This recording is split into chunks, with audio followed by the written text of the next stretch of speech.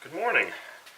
I have a rather special engine here, one that I had never even seen before. Now you're saying, well, it's just a Saito engine. Well, it is a Saito engine, but if you look closely here, if I can get the angle right, this is a Saito FA-40S special.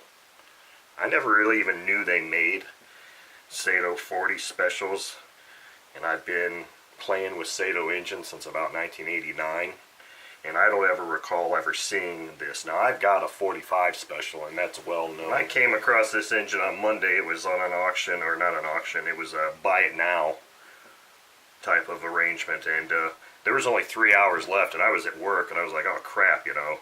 So it was listed at $75, I believe, so I quickly made an offer that was lower than that, and I was hoping that the person selling it would actually see my offer and accept it before the time ran out, because there were a couple people watching it, I could see.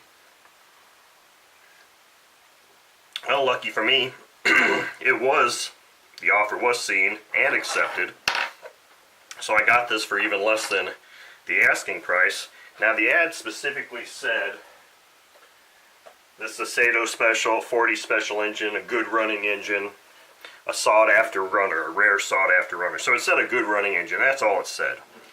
So based on the timeline and the fact that I didn't feel like I had time to ask a whole lot of questions about it, I just made my offer, it was accepted, and I bought the engine. So here's the engine, and this is exactly how it came. The needle valve and the exhaust weren't screwed in. I've just done that just for pictures and stuff. But what I did find, which was a little bit disappointing, was this engine doesn't turn over at all. I get about maybe an eighth of a turn. Now I have done a little inspection just inside the exhaust port to see if I can see any massive, pardon me, any extensive exhaust carbon buildup, but I don't. So when I got this engine and it was like this, I contacted the seller right away and asked, I said, you know, I didn't have time to really ask a lot of questions. It said it was a good running engine. You know, what's the deal? It's locked up.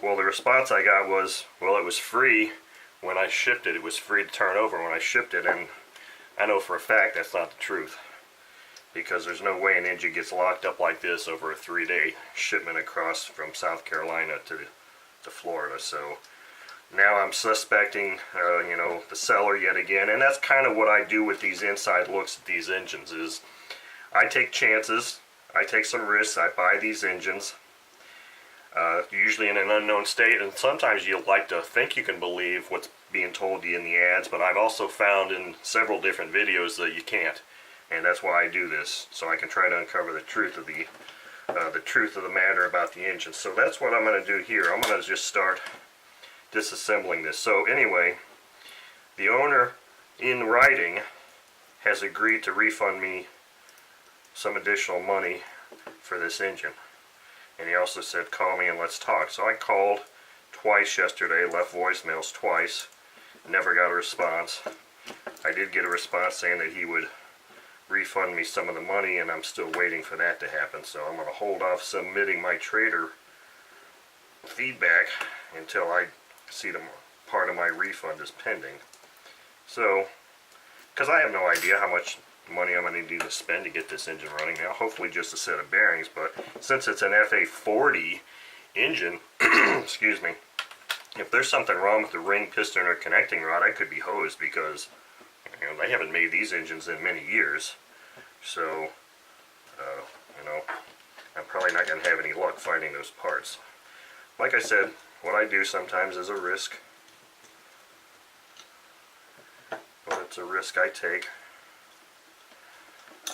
So right now,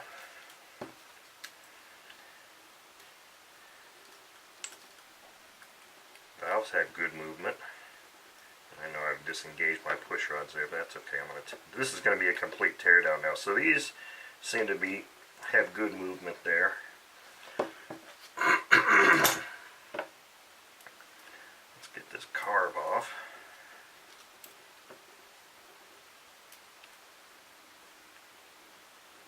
You know, the throttle barrel turns relatively easily. It's kind of gummed up.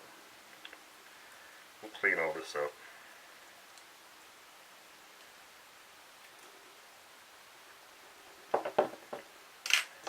Okay, so yeah, I mean, there's just a lot of muck on it. Oh, and I've seen one of these things before too, this spacer. Can't recall which engine I had. It was another 45 or a 45 special I had maybe that had this little spacer. So that kind of gives me a little date there. That was later models. They actually had this being extended a little bit and the spacer wasn't required. So this is kind of a transitional engine, I think, in the period of the 45, 40, 50s, where they hadn't actually changed this mounting to make it longer. That's why it's got this little spacer here on it, which is kind of cool. So anyway, I'm just going to kind of quickly run through some of this stuff here. I'm going to take this back plate off and see what the condition is back here. My estimation is that this engine probably dates to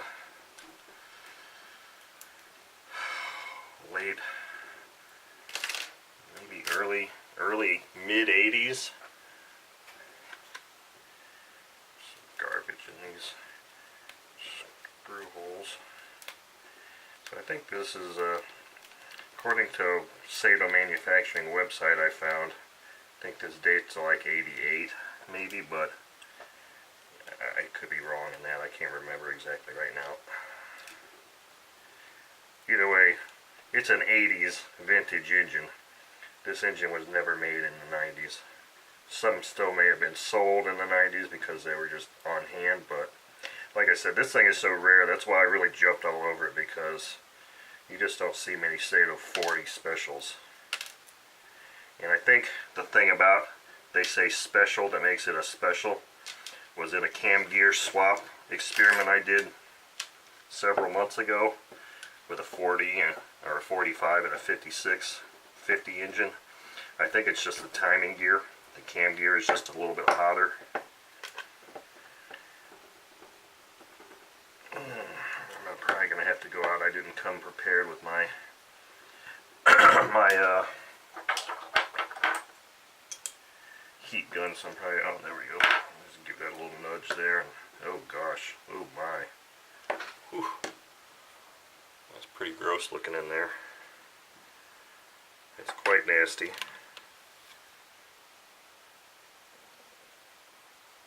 I'm sure if I can get an angle there to show you the extent of the nastiness. So you can see this is all that it'll move.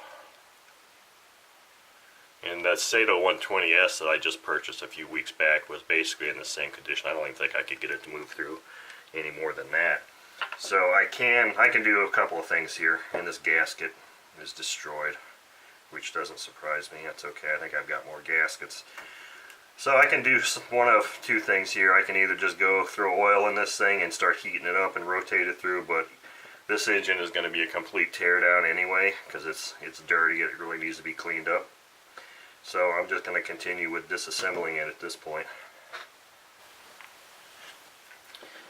Alright, so any of you that have seen any of my Saito disassembling videos, or if you've done Saito disassemblies yourself, know that these screws here, these pins that hold these rocker arms on, can be an area of particular angst because they tend to be extremely tight, usually require high heat and oil to break them free, and a very proper screwdriver, because if you don't have a proper screwdriver that fits that slot properly, both excuse me, width-wise and thickness, you can really start to damage those. So let's see.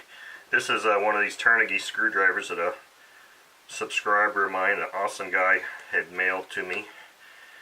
And, oh, hey, looks like I'm getting lucky here because that one wasn't too bad at all.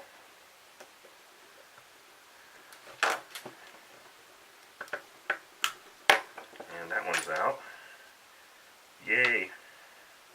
There's my magnet.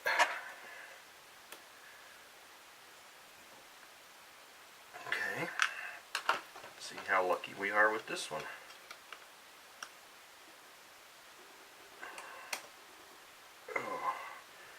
Okay, cool. Alright, this is excellent because this is one of those things where it really could stop you from dropping the valves in an engine. Now I hope I don't have to drop the valves. I really don't want to do that. But I won't know for sure if I need to do that until I get this thing freed up enough so I can rotate it through and see what the compression's like. There we go. There's those items are off. Now, take this head off.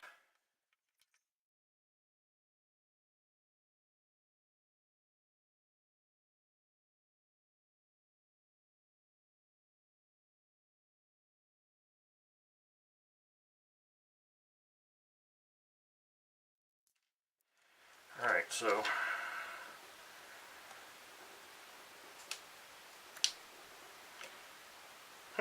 interesting.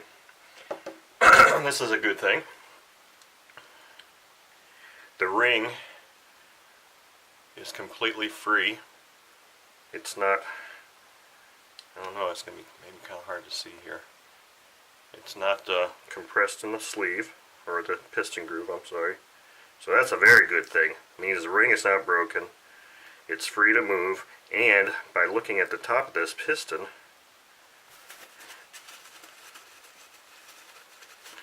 this doesn't look like it's a super high time engine. So this is a cool thing. So I should be able to just jimmy this thing right off of here. I mean, it's kind of boogered up there, but I may have to just throw some oil on that and heat that up a bit to get that to come free.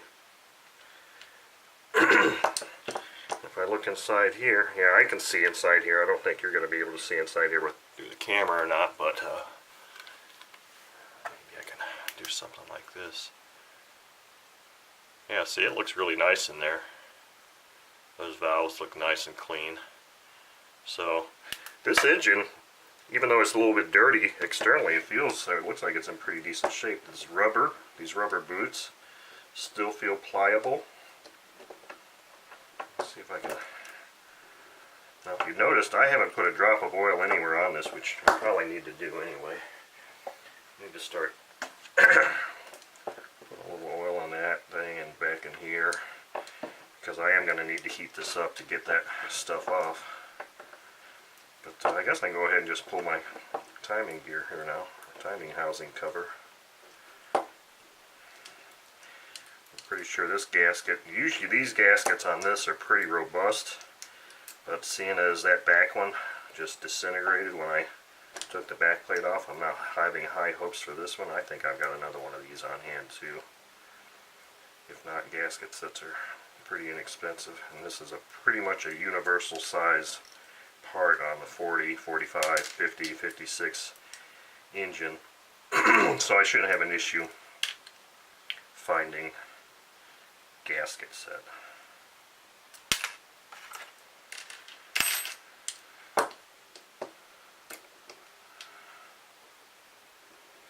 Well, there you have it. I'm not going to do anything with that gasket right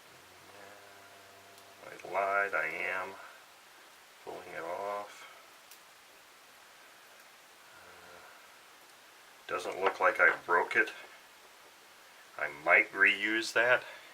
I might not. Oh, it depends on if I've got another one. But this thing rotates freely. So what's holding this thing up? Strictly got to be bearing. Because I'm not seeing anything else that's... So what I'm going to end up doing is I don't have my heat gun in here with me. I'm going to either go get my heat gun or just take this out to the garage real quick and throw some more oil in this.